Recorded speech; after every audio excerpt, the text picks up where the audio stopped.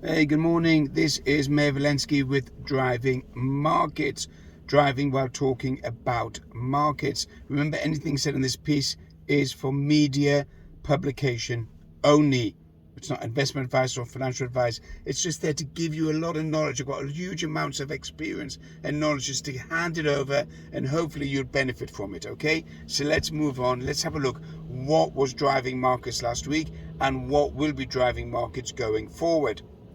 So on Friday, the markets in the US, the Dow, the S&P, the Nasdaq, all finished down. Now, there's a couple of reasons for that. One was triple witching. Triple witching is the expiry of index futures, stock index options, and stock options all on the same day, and that generally causes a lot of volatility between the crossing over of the closing expiry date and opening up new positions. A lot of volatility historically, and Friday the markets closed down, but it doesn't automatically mean that when there's triple witching that markets close down.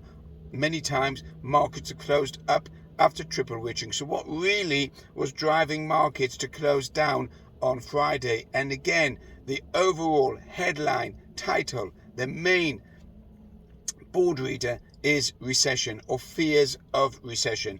And the markets, the analysts, the traders, the bankers are convinced now that we're going to go into recession in 2023. Now, I've been saying this already for a while on Driving Markets on this channel, that we're going to recession in 2023 because overall consumer spending is going to get tighter with rising mortgages, rising interest rates, rising cost of loans, rising borrowing, and overall reduced liquidity.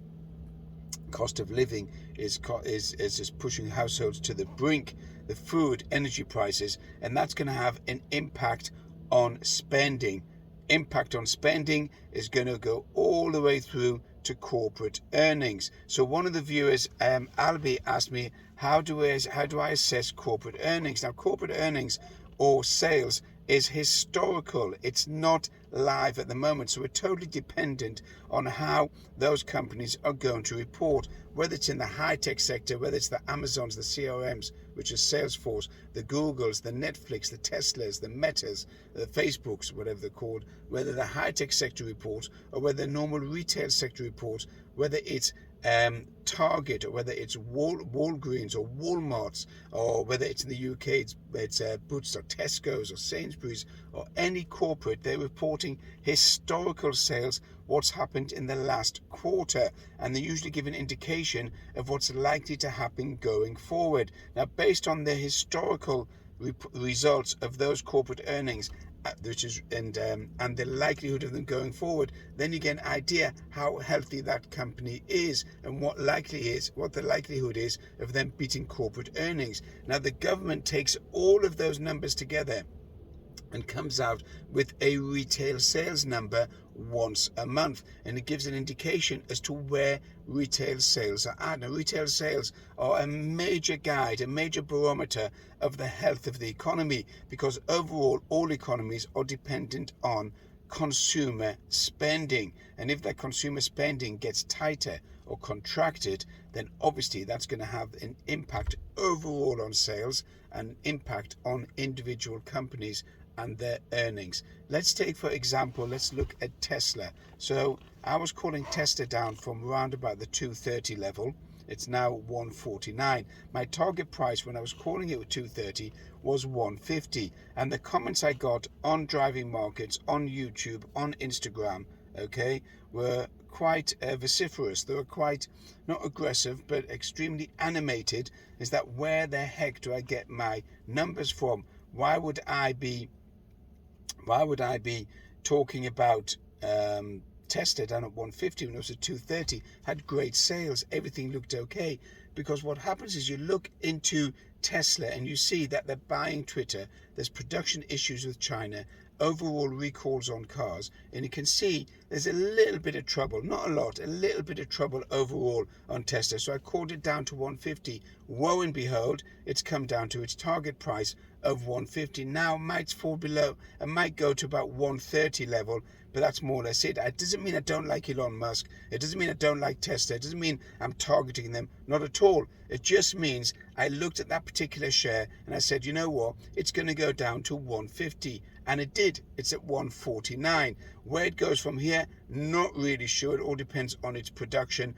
But as long as they've got the massive funding of Twitter, which is just costing huge amounts of money. I mean, even Elon Musk, he sold a lot of shares last week and the shares went up. Why did the shares go up when Elon Musk sold a lot of shares? But they went up because there's less control of Elon Musk within the company. By him selling shares, he reduces his control, reduces his shareholding, and therefore effectively has less control and less direction where to push the company. But overall, the shares have come down. He's going to have to sell a lot more shares to fund Twitter, to make Twitter into the platform that he wants to make it. Next share, which I've got it in for, is Facebook Meta. This metaverse is a complete and utter waste of time. So I'm calling Meta or Facebook all the way down to $70 a share. And if Mark Zuckerberg and the team continue to invest in the metaverse, the company is going to go bankrupt. Yes, I wanted to make a note that as far as Mayor Walensky and Driving Markets stated, that Facebook, if it continues investing in the metaverse, it could go bankrupt. I'm calling the shares there near term by January down to $70 a share. Okay, could go even lower, but I'm calling it down to $70 a share at the moment because I think its direction is completely lost. It's sold out completely on the metaverse and it doesn't look particularly healthy. Looking on to some other shares which we called on, Amazon, I called it down to $90 a share. It hit $90 a share and is likely to go down to around about the $70, $75 a share in the near term. The big one is Bitcoin. Where's Bitcoin going to go now? So Bitcoin, I've been calling to 15,000 by year end, and I'm sticking to that. I do believe that Bitcoin by year end will be 15,000, but in 2023 there'll be a major recession worse than in 2008, and I think Bitcoin's going to go well below 15,000 all the way down to 10,000 by end of January, February, and even lower if the recession bites in. There's a lot of fear on the crypto sector regarding stability and is it a good industry sector to get involved in. Mazars, which is the French audit company, has now stopped auditing the crypto sector.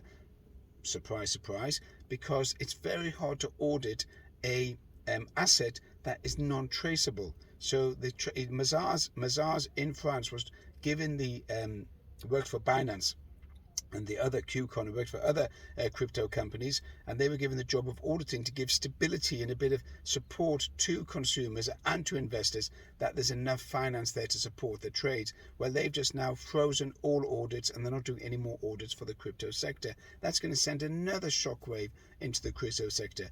Sam Bankman-Fried has been indicted by the US, the ex-CEO FTX crypto platform. So the sector itself is in danger. And for the moment, you've got to be very, very careful if you're trading there to make sure you're liquid. If you're trading with non-regulated firms, be aware that they could just fold up and take all your money. So that's something to be conscious of. Okay, it's a non-regulated industry, but some of these companies are working from the Cayman Islands or St. Vincent's, whatever. You just got to be a little bit careful of that. Moving on, next week's a quiet week leading up to the holidays. You've got Hanukkah, you've got Christmas, you've got the holiday season. People are going to wind down, so there's probably going to be less volatility in the markets from next Thursday or Friday. Obviously, it leads up to the holiday period. As far as foreign exchange is concerned, the dollar has shown a little bit of strength on the back of the fear of recession and the fear that interest rates will rise further in the US. So obviously going to have a stronger dollar. There will be some cheap stocks to pick up in 2023, but at the moment I would suggest don't catch a falling knife. They're likely to get much, much cheaper in 2023, and let's see what happens. Okay, so today is that's it for today. Sum up, Mayor Walensky with Driving Markets. We'll catch up later on. Have a good day.